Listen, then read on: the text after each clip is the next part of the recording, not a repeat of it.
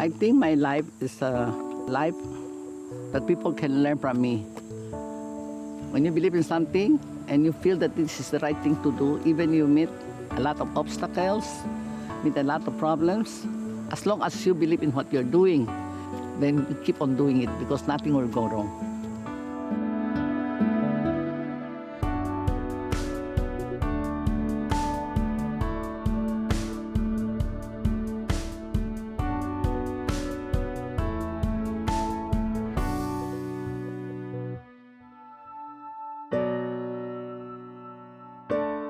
I'm Rosalina Tan. I'm a widow, and my job is really to take care of our environment. To tell my story, it takes me, I'm 70, so it will take a long time to tell my story. I would just say that my life really started when I learned about organic agriculture. My mom got into the organic industry even when the word organic was not even organic in the Philippines. There was none. I started in organic, I think it took me almost 20 years. We were the pioneers in organic agriculture here in the Philippines.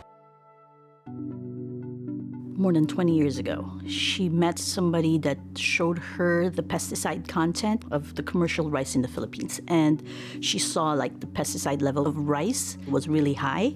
A friend of mine sold me the organic rice, and he kept telling me, you know, the rice you buy in the market is laced with poison. The one I'm selling you, this is good food. I want to check if he's telling me the truth. So I bring the sample from him, and also I get from the market. I bring it to the BPI, Bureau of Plant Industry, have it analyzed, and I was surprised. I got the shock of my life because the analysis came out. The organic rice, no pesticide residue. But the one from the market, they said that is a banned pesticide. I was shocked. I said, oh, why are they giving us this food? And she got scared for us. I mean, for the kids, for my kids, for the family. And she kind of started thinking about organic industry. During that time, organic agriculture was not very accepted here in the Philippines yet. But we stood our ground and we just pushing our advocacy. One of those days that she was promoting about the organic farming, she met a farmer and she just wanted to help the farmer. Here in the Philippines, the farmers really do not earn much. And most of the time, they're short-handed. You know, if everybody knows about the fair trade, but most of the farmers here really do not earn a lot. James 4:17, if you know the good you ought to do and you did not do it, you also sin. So I said, I better do something about it. The organic fertilizer she got into, she would give them away to farmers. The lesser use of chemicals would benefit the farmers, plus it will have more yield for the farmers. Everything starts from the soil. So we make organic fertilizer, give it to the farmer. We are sure you'll be eating organic. You're helping the environment, you're helping to help the people. And that's how you help farmer also. It did not push through because she gave them all away, and then the farmers kind of wanted immediate results. It's different when it's organic. You have to build up the soil, make it really rich. So like our farmers were not really ready then, so it didn't really prosper. So I give free samples to the farmers. And even when I sold the fertilizer to them, if they do not pay, I do not collect. Just them for the chance to use. That's why I kept spending money and no income coming back. I went bankrupt after 3 years only. I lost everything. It was very hard for her to accept that it wasn't going to work.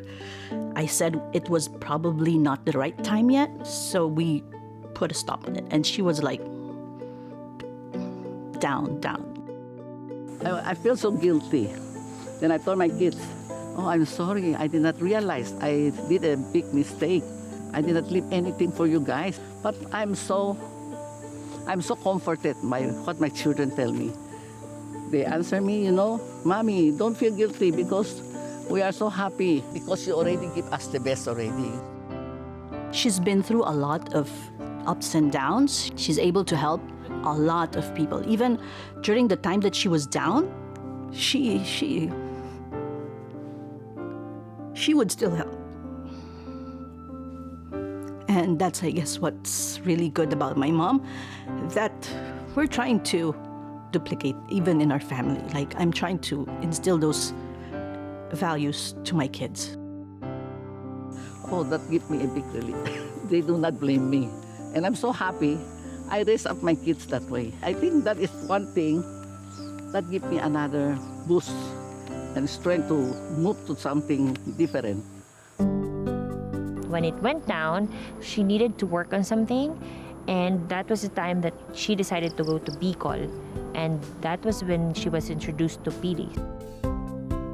So the Bicol region has 6 provinces: Camarines Norte, Camarines Sur, then we have Albay, Sorsogon, where I am from, and then 2 islands which are Catanduanes and then Masbate. This is also where you find the perfect cone, the Mayon volcano. In this part of Luzon, we experience typhoons whole year round. Also, we have volcanic eruptions, but the land is quite fertile. The Bicol region is an agricultural region. We cannot exist without agriculture. I'm grown up in a family of farmer. I'm also a farmer. But if the pest is attacking the farm or some natural disaster, it will be gone. We have no money, we have no way to live.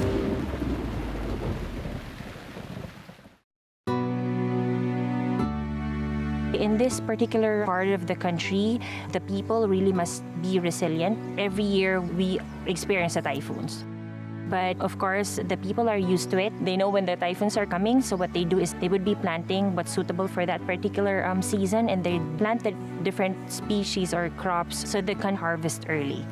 So we have a lot of crops, rice, we have coconut plantations in here, we have abaca, and of course, pili. Pili is something that nobody outside the Philippines and Bicol know about. It's a fruit, but it has a nut that is called a superfood. It's rich in antioxidants. If you will taste pili, you will never forget the flavor, the aroma, and everything. And you will wanted it to taste it oftentimes, especially if it's already be coated with sugar, and it's perfect. The pili tree bear fruits almost all year long. It's like a friend that you can depend on.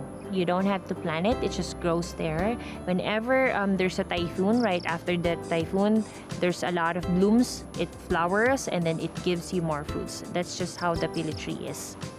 Believe it or not, this place where the pili is, they know the pili nut, they know the pili fruit, but not a lot of people knows that there exists a pili resin.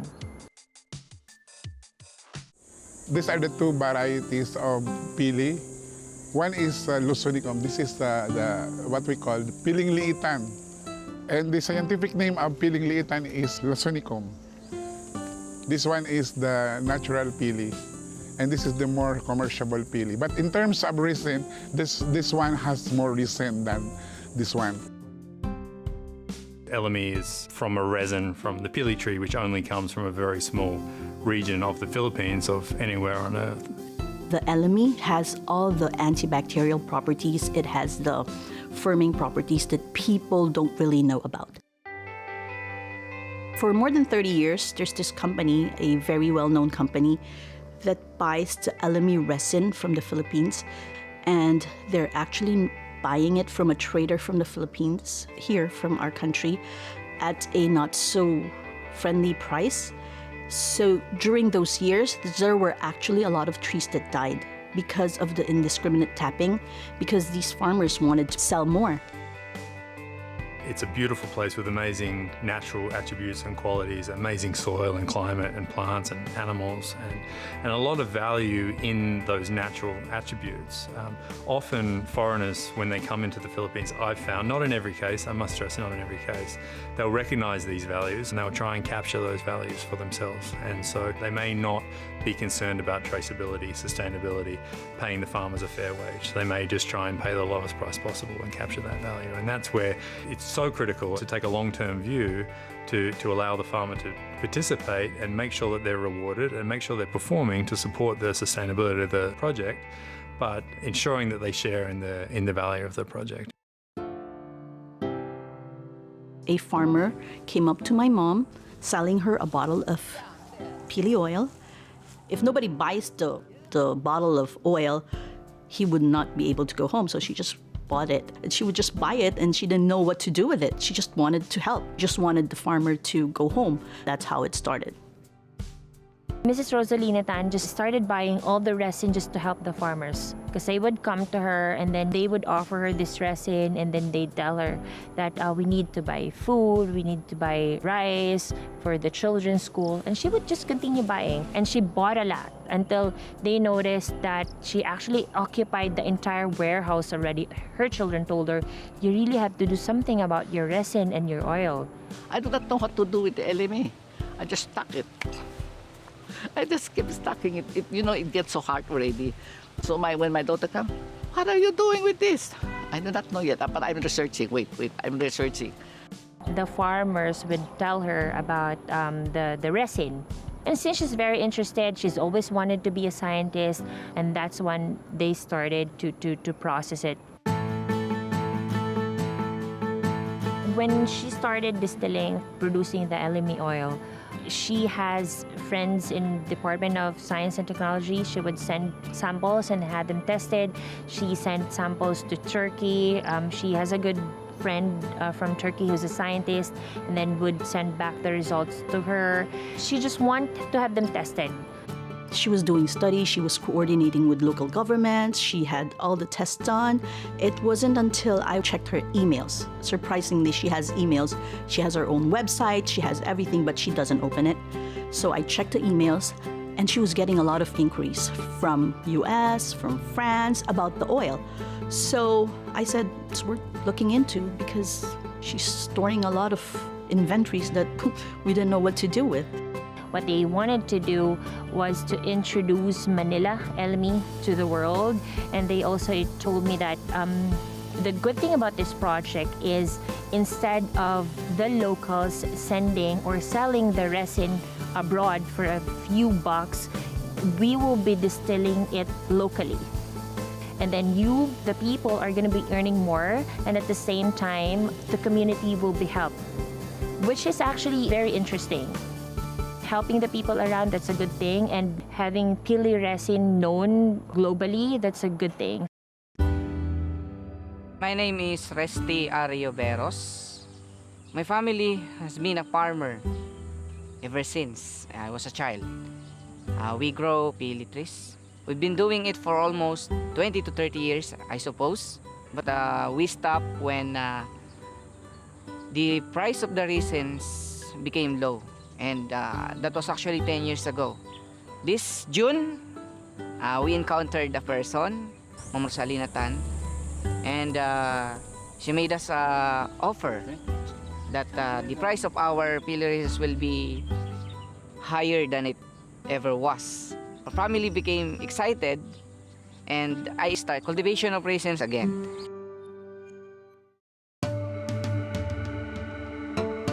For years, Bicol region had been selling the resin, send it over to France for a very, very low price. And then they'd process it abroad, and then when it returns to the Philippines and to some other parts of the world, it's so expensive already. The good thing about having the distillation here is that we would be able to hire locals. So we can help the farmers because we pay a lot higher than the buyers. We care about the farmers, we care about the trees because we're trying to promote sustainability. The thing is, if we try to buy the resin in a much cheaper price, these farmers, because they need the money, they're gonna overtap their trees. And then that's gonna kill the trees. Because they're buying so low, the farmers have to keep tapping. That's why I say, I don't buy too low, because if you buy too low, they are not making money, so maybe they'll tap more and the tree will die. I keep telling them, you're killing your golden goose.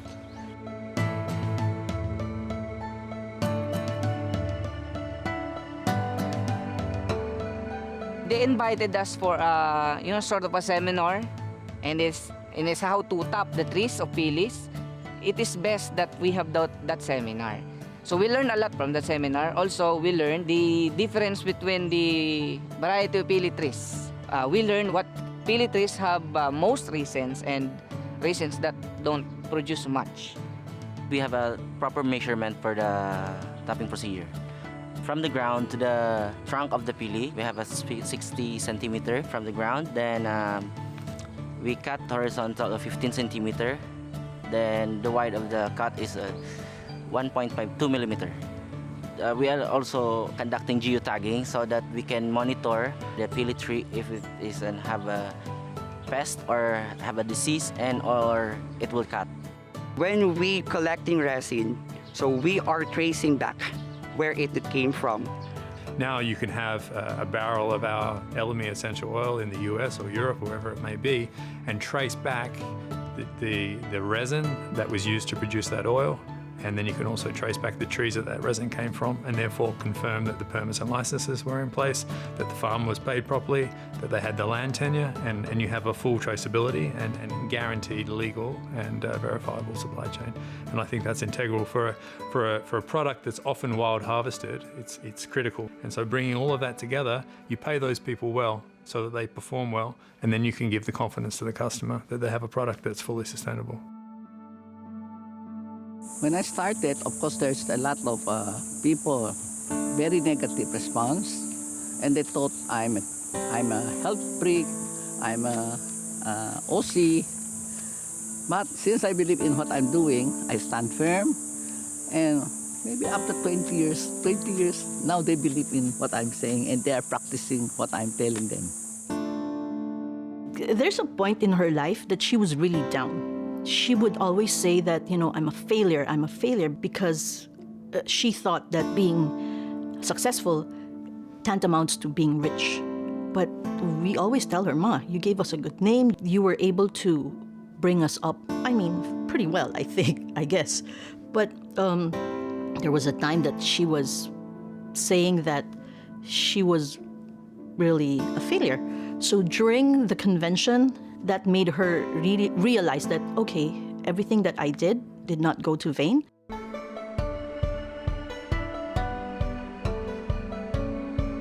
We are happy to announce the Happy Pili Tree as the 9th and newest Young Living Partner Farm. We couldn't have done it without Rosalina and her team, and they happen to be here. So, Rosalina and your team, please stand.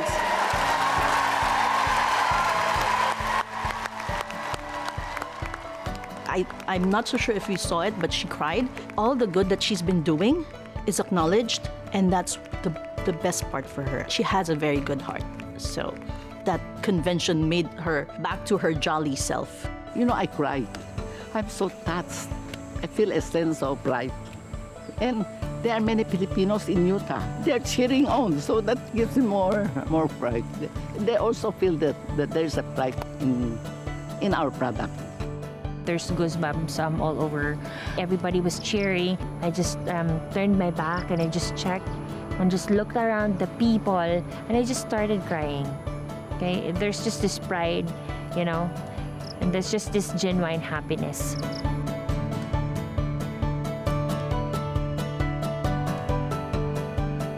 We eagerly offered the Happy Pili Tree Farm a grant to build the very first commercial-scale distillery, really forging new economic future for the Bicolanos. When I look at the screen, when I saw the distillation machine, I just told myself, we're doing something right in here. My 2 grandchildren saw the events. Now they understand, because before they don't understand what I'm doing. But now they understand. They also feel the pride. And that's what makes me happy. I am extremely grateful of the opportunity Ma'am Lina has given to me. Not just the opportunity to be part of this company, but she has treated me like her own child. She has taken care of me. Right? I'm staying with her in her house.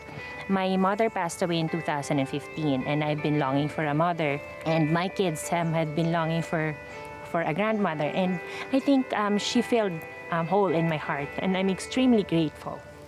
Rosalind, she's a shrewd negotiator. I mean, her and I have negotiations, and at the end of it, she always says to me, but you know what I'm going to do with the money, right? Anyway, I'm going to give it back to the people, and then it's, okay, go on, then, let's go. So she's a very good woman, and the people are lucky to have her. And I really think that we're still in the early days for this industry, and I really think that what we're demonstrating here on sustainable supply chain for Elemi will become the industry standard, and it should become the industry standard, and that it's very rewarding.